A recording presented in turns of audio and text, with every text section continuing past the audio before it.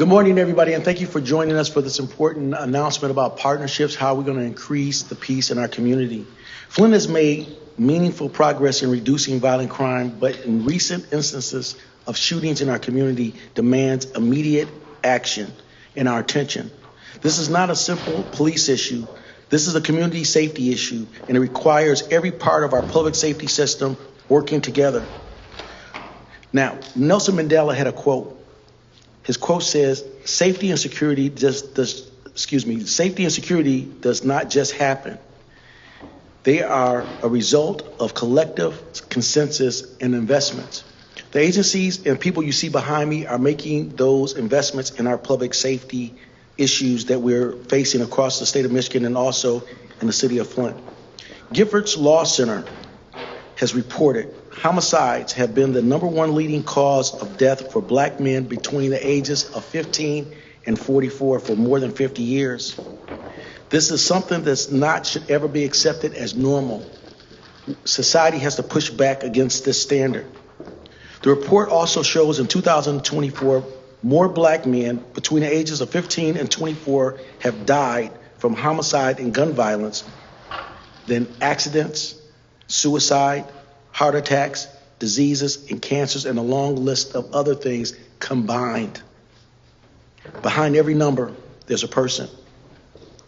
A young person who does not come home. A mother or father that receives a phone call that changes their lives forever. A child who grows up without a parent, brother, sister, or friend. So when we talk about gun violence in our community, it's not something that we just can talk about as a statistic. We're talking about people's lives. I definitely want to recognize a family here, the Hurley family and the Williams family here. Young Messiah Williams lost his life to the cowardly acts of individuals that pulled up in the drive-by shooting. We're working with our state legislators to be able to produce laws that will help push back against those cowardly acts. We are reaching out to prosecutors, judges, educators, church leaders to come together to work on a solution that we can do it together. We are also working with our federal partners and our state partners, the ATF, to address illegal guns and the modification of firearms. The displays you see to our right and left and also at the table here, you see that some of these firearms have been modified, making these weapons from regular standard weapons into weapons of mass destruction. These have been done with this so-called thing called a switch. This switch takes a semi-automatic weapon and changes it into a fully automatic weapon, causing harm and devastation in our community. When we identify these weapons and identify the people who are illegally in possession of these weapons, we need to do everything in law enforcement, everything that we can to get these people and these weapons off the streets. This is a part of a solution-oriented task force. Law enforcement cannot resolve these issues by themselves, not without the help of the community. Somebody knows who's pulling the trigger. Somebody knows where these people are. Somebody knows where these guns come from. And that's why we're here collectively today working with our partners with Crime Stoppers. So we all can play a part in resolving the issues that we face here in this community and other communities across our country. We are providing rewards up to $500 for tips. We definitely want to get these things off of our streets. As I said, collectively we are doing good work, but we can do better, and it's going to require all of us. We can't just preach on a problem. We have to activate on a solution. Bringing these individuals that's standing with me, from our federal ATF, from our state police and our command posts, from our own law department and our police department, from our faith-based organizations and educators. We stand here today giving an assignment to the public to be able to weigh in on these issues that we face. And we can do it. We can do it only by working together. Once again, I'll repeat, before I bring up some other speakers, the great words of Nelson Mandela. Safety and security does not just happen. They are a result of collective consensus and investments. The city of Flint has been making these investments under the great leadership of our Chief of Police, Terrence Green, our State Commander, Grady, that's standing with us here today, and all of his detail and the workers that's being placed here as assets to be able to increase public safety. The great work that Crime Stoppers and Judy Lopez is doing. The consensus work that myself and city council members are engaging in. The work from our own legal department, residents, families, and friends. We need your help. I now give it to our friend from Crime Stoppers to talk a little bit about how they're going to be engaging the public as they engage us to help resolve these issues. Judy Lopez. Thank you, Mayor, and thank you everybody for being here today. So as the Mayor mentioned, there is a reward of actually for anyone, any tips that come in through Crime Stoppers that help lead to the arrest of anyone in possession of one of the guns with the switches on it. The terminology with the way that these guns are made. So very important information is that the information has to come through Crime Stoppers. And what we do at Crime Stoppers is we get that information to the law enforcement agency anonymously. So obviously, if somebody is not worried about anonymity or a cash reward, they can call the police department. But in order to be eligible for the cash reward, the information needs to come through Crime Stoppers. You can call 1-800-422-JAIL, go to p3tips.com or our website, crimestoppersoflint.com, or there's an app, a mobile app, which is P3 Tips app. And the other thing that's really great about the app and the website is you can upload video and photos anonymously. We don't track IP addresses. Our call center's in Canada. We do not have, the phone calls are not recorded. So all of that information is 100% anonymous. So we have a campaign at Crime Stoppers we started a couple of months ago called Grow Up. We want our kids to be able to grow up in our community. Retaliation steals everyone's future. And this initiative directly ties together with that because too many of our young children are being killed with these drive-by shootings, and hopefully this initiative will help with that. Thank you. Standing here with us today is our police chief, Terrence Green, and also our state Commander Colonel Grady is here as well, showing the level of commitment and partnerships that extend not throughout just the city of Flint, but also the state of Michigan. We thank them for the secure partnership initiative, placing state troopers here to be able to help us resolve some of these issues. But it's not just about enforcement. We have our CVI dollars. We're working with our educators, making sure that we can engage students in school to help de-escalate crime before they become to a point of no return. We have those individuals here. We're going to continue to work on those processes and projects. But definitely I want to give it to our chief of police for doing those great things, leading our PAL program, making sure we have diversionary programs to be able to offset some of the growing issues. As the data says, for more than 50 years, between the ages of 15 and 44, this has been plaguing communities like Flint, gun violence. And we're working on a long-term, medium-term, and immediate programs to be able to resolve this. Our truancy program, curfew programs are engaged and we're activating them. Definitely we're doing the work that's necessary. And I want to give it to Chief Green for doing the fabulous work and making sure we can continue to push the level of crime down in our community. Thank you, Mayor. As the Mayor stated, we experienced another uptick in violent crime in our community. But the City of Flint Police Department and our partners, ATF, State Police, Sheriff's Department, University of Michigan, Flint, Department of Public Safety, we're not going to accept that. We're going to push even harder. We're going to get even more aggressive on the individuals, the drivers of this crime. We're going to target you. We're going to continue to target you hard through our initiatives, through all of our efforts to arrest you and put you in jail. And I want to add to that. Individuals that are engaged in this type of activity, that commit these type of drive-by shootings and to occupy dwellings and vehicles, injuring innocent people that aren't the target of this violence. Anybody that harbors or assists these offenders of these violent acts of, we've been going after you also. We'll be prosecuting you for harboring, for assisting them in avoiding capture.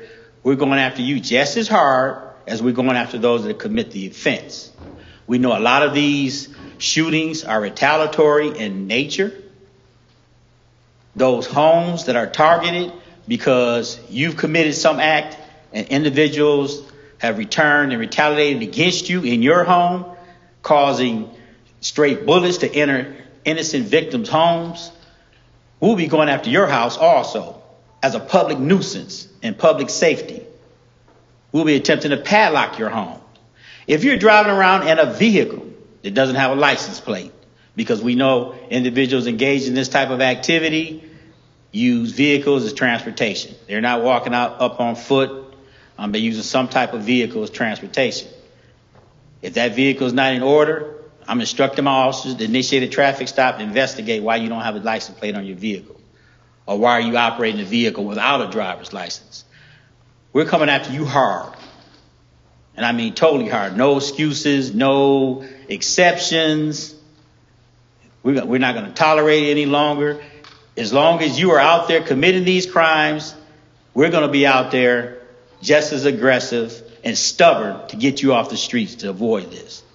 The reason why I know a lot of these shootings are retaliatory, because we have a real-time crime center that is commanded by Sergeant Sarah Combs, and she's the subject matter expert in all this type of activity. She does a great job, and she's helped us solve a lot of these crimes, and will continue so. So I would turn the mic over to Sergeant Combs. Thank you, Chief, and thank you, Mayor. I just want to echo the beliefs of the mayor and the police chief. These shootings that are in our community have high violence, they're high retaliation rates. The modification of firearms that you see in this picture is the gold part on the back of the firearm. The high capacity magazines that you see in this picture are capable of holding upwards of 50 to 100 rounds. These are being shot into our homes. These are being shot into the neighbors' homes. And we know that the violence is not always targeting the individuals that the shooter wishes to target. This trauma bleeds into the community through the siblings, through the parents, through the teachers, through the neighbors, through the classrooms, into all of our kids, all of the youth, all of the neighborhood. So we just want to, again, echo the mayor's thoughts that we are going to be targeting the gangs.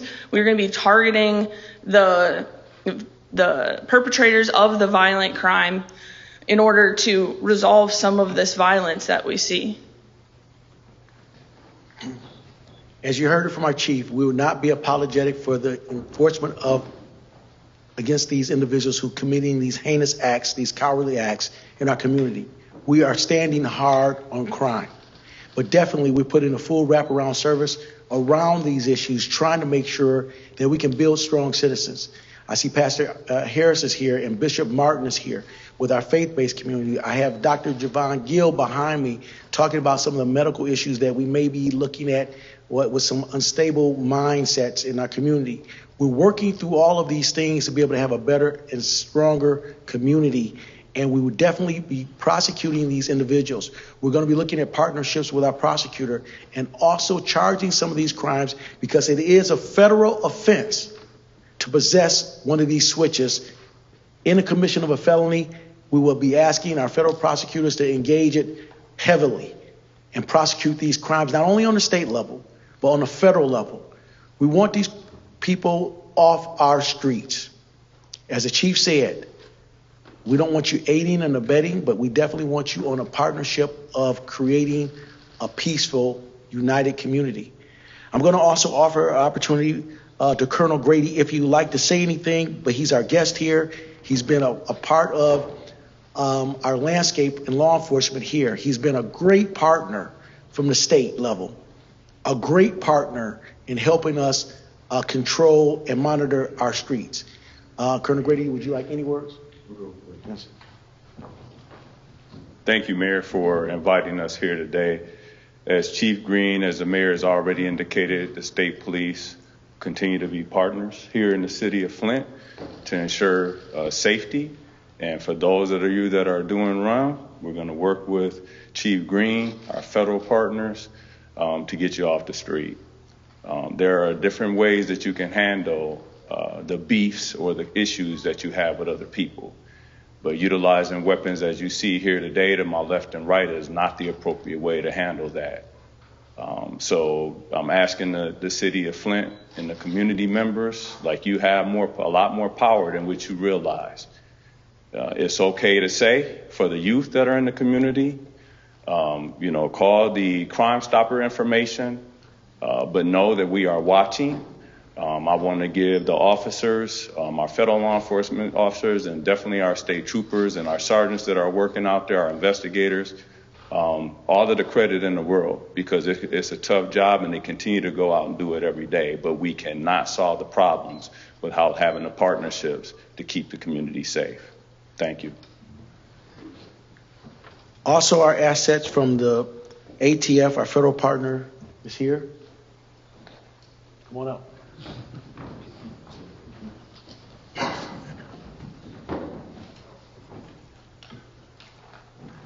Thank you, Mayor. Thank you, Chief. ATF's mission is to protect our communities from violent crime, and a big part of that is identifying people who are illegally possessing and using firearms to commit violence. Auto sears or switches are a serious concern for us. These devices turn firearms into machine guns, increasing the potential for violence and putting the public and law enforcement at greater risk. Our focus is not just getting these modified firearms off the street, it's identifying the violent offenders behind them and making sure they are held accountable. We appreciate the Mayor, Chief Green, and the Flint Police Department for their continued partnership. That cooperation strengthens our ability to do what ATF does every day, which is target violent offenders, disrupt illegal firearms activity, and keep dangerous weapons out of our communities. Thank you. Could you say and spell your first and last name and rank? Nathan Sutera, S-U-T-A-R-A. Also joining us here today is our city council people, Leanna Alameen, LaShawn Johnson, and President of the council, Candace Mashat, because definitely when we make investments, it takes resources, and we appreciate the level of partnership that they have been supporting these initiatives on the pre, current, and post positions that we have in resolving these great issues, that we are moving forward with. This level of coming together is unprecedented, and we're definitely working together. And I'll offer the microphone to our President, Candace Mashat.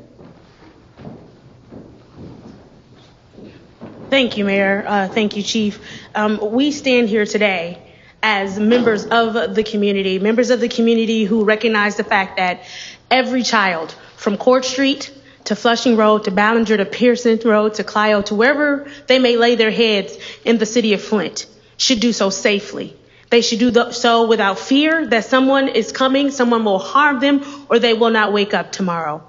While I do appreciate and echo the sentiments of the fact that we need to be tougher on crime in Flint, I am also very happy and thankful for Sheba Ward, who is the Director of Office of Health and Strategies. Because one thing that we do know is while we do have people in our community, as does any other community, where they are violent and they only seek to be violent, and that is it. We also know that we have members of our community who suffer from mental health concerns, who suffer from emotional distress, who have not been given the tools to handle conflict properly, which is why last night during council, I initiated a discussion about how council can do our part, not only as council members, but as residents who have the power of the purse and who have a relationship with Mayor Neeley, who stand ready to help support those organizations who are doing boots on the ground work. I mean, actually in the community, talking to those who are committing these crimes, those who have been victims of these crimes, both the youth and the adult offenders, or possibly those who may possibly offend. What we want to do as a council, working with the mayor, working with the police chief, is make sure that we are directing resources as they need to be directed, partnering with those we need to partner with. What you see before you are council members who also have other colleagues who stand at the ready to do what we can do to make sure we're supporting our community, not only with having a press conference or standing here, but also with the dollars and where they need to go, and using our influence to make sure that we are helping to make Flint a safer place for every single neighborhood, every single child, every single parent, every single grandparent, anyone who may be within the city boundaries. They deserve safety, and we're here to help.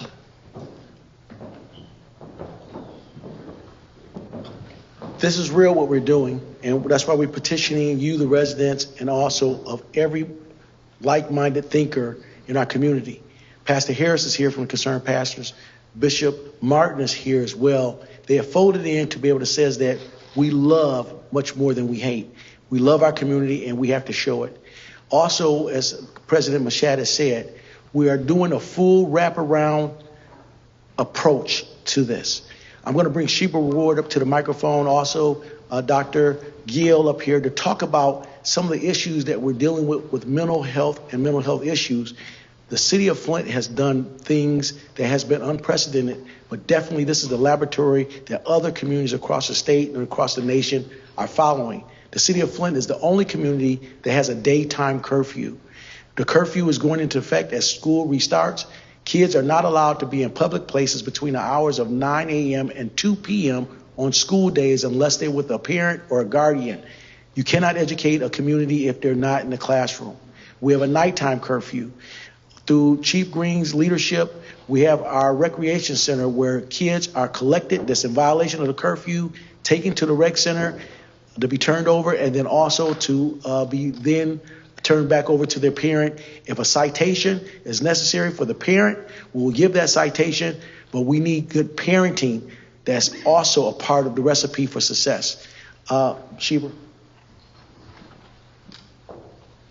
Good morning. On behalf of myself and Dr. Gill, we are here because in the community, when we look at the crimes taking place, this is a public health issue as well. Because what affects you and your community, your level of safety, will affect your health outcomes. We understand there are mental illnesses that residents experience, that you need connection to those resources, or maybe you don't know what to do. We have personally seen residents coming in, grandparents coming in on the receiving end of bullets coming through their homes, and we're trying to navigate and help them find a safe place to move to, knowing it's a retaliation from a grandchild that was involved in something. So as everyone has already said, and I echo it, please say something. You can reach out to my department directly. We will provide whatever level of support possible. Even if you don't feel comfortable calling Crime Stoppers or calling the police, you can call my department. We will get the information passed along, as well as help connect you to the mental health services you may need. If you are on substance, we can help with that as well. If you're in an environment or a home and you want to move, we can help navigate that for you as well. There is always something that leads to the actions, to the retaliation, and it's our job to help mitigate that. You can reach me at 810-410-2020. That will direct you to the information desk. They will get a hold of me. We are here to help and support with Dr. Gill here. That is why we have this new division in the city of Flint, because we know that there are many more things taking place. We want residents to feel comfortable speaking up so that we can be Flint strong and have a healthy community. This is a real plan of action. This is not a political football. But this is real action and real engagement. We will be engaging those who are committing heinous crimes. We're coming for you. All of us are coming for you. Our families deserve to have a safe community. And so with that, we're going to open up for questions. But also I want to highlight some of the things that's coming from our CVI PI program, that we are in public school systems teaching de-escalation skills. This project is going on its 4th year. We've been engaging, not talking about it, not preaching on a problem, but we've been activating on a solution. So with that, we're going to open it up for questions. Phil, did I miss anything? So we're going to open up for questions, and definitely we want you to ask the questions about how we're going to engage this process with this full wraparound service in our community and how others can be a part of the solution. Steve. Question for Colonel Grady. Recently, the Department for MSP made some changes in how it's doing its deployment in Flint and other cities. Mm-hmm. Given that we've seen the surge since that change was made, any thoughts of changing back to the way you were deploying or changing the way you're doing the deployment now, since the city apparently needs more officers? Well, whatever we do or adjustments that we make are always scalable, right? If we see an uptick in crime, we can always change and put more resources there in that area.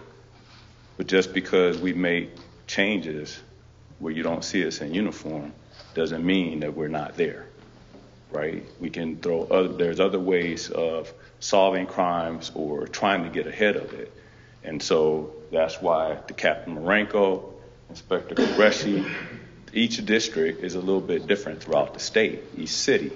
While there's some similarities, there's also some differences. So I put those responsibilities in the hands of the district commanders, like those standing behind me here, to make the decisions, to work with our local partners, to see the best way to utilize those resources. But this is the thing. The state police has a lot of resources. And Chief Green and the mayor, they're fully aware of that. If they need more, we'll find ways to provide them to them. We have aviation. We have drones. We've got undercovers. You know, there are many resources. If they need someone to help the sergeant with the real crime time, we have analysts that can assist.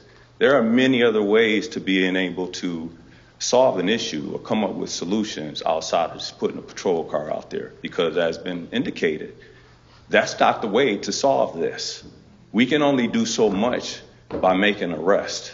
And so when the mayor talks about wraparound services, when you've had others come up here and approach this mic and talk about other things that need to be done in the community, the approach is everybody working together. The partnership is what matters here, right? And it's true. What the mayor said, the parents have to step up. As a proud father myself, it's challenging raising kids. But everybody has a role and responsibility in this. And law enforcement is never the full answer for it. We have a part, but we cannot do it all. It takes a full, comprehensive community approach to have the impact that it needs here on this city and across the state of Michigan.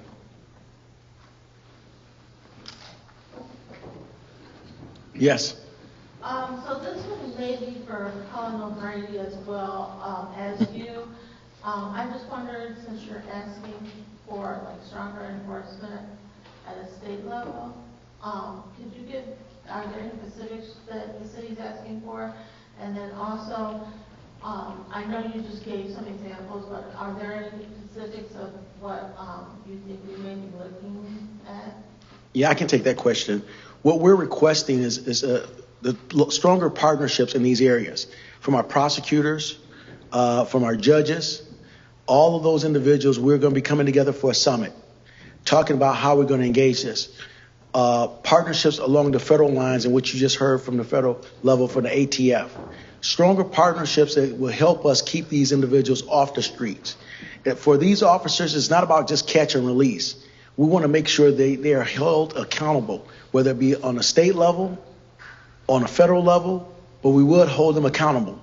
As Chief Green has said, some of the biggest impediments that we may have, and this is why we're asking the public to participate, when the officers are responding to an issue or a crime, they have to be able to have help.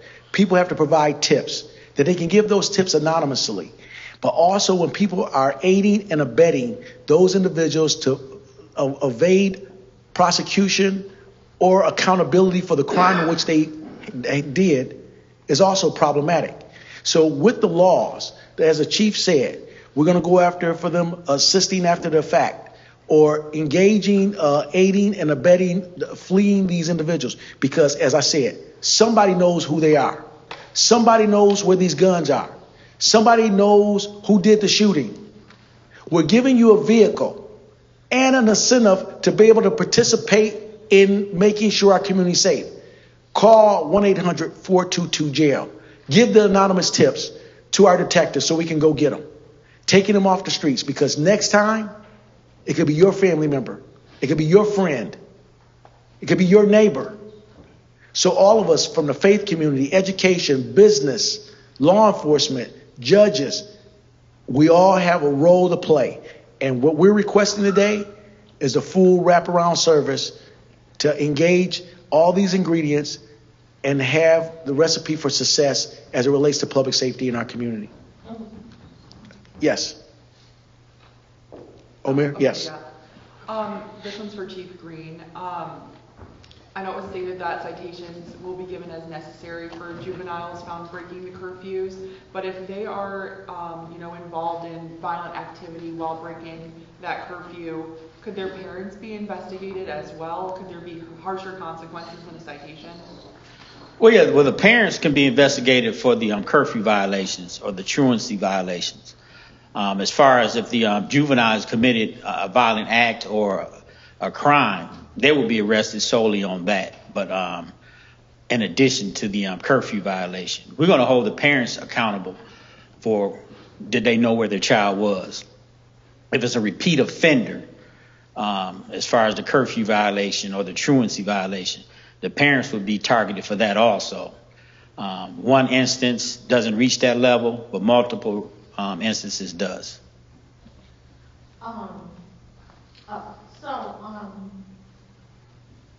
Are there the same amount of police in each ward, like patrolling? Yes, well, we have the officers distributed according to wards. Also, our deployment is also data, based on data and evidence based. So our deployment is basically depends on if we have a hot spot area that we need to pay closer attention to. So our resources are deployed according to the data. And it depends. It could be in any ward. It could be the first ward this month or this week. It could be the second ward the following week. It depends on the data. It depends on the evidence as far as our deployment. But yes, it depends. Yes, we're going to let you do a question one-on-one with whoever you want to. But focal point, where we are, what we're doing. Switches. Captain Urquhart, what is the official name for this? Auto sears. The auto sears, a.k.a. known as switches. We're hunting for those. If you know anyone that has a gun that's been modified with a switch, $500. Any tips that leads to an arrest. We're hunting for these weapons of mass destruction. Everybody, let's get on board. Let's find these guns. Let's take these off the streets. Let's make our community safer. Let's do it. Thank you, guys. We okay for one-on-ones after this?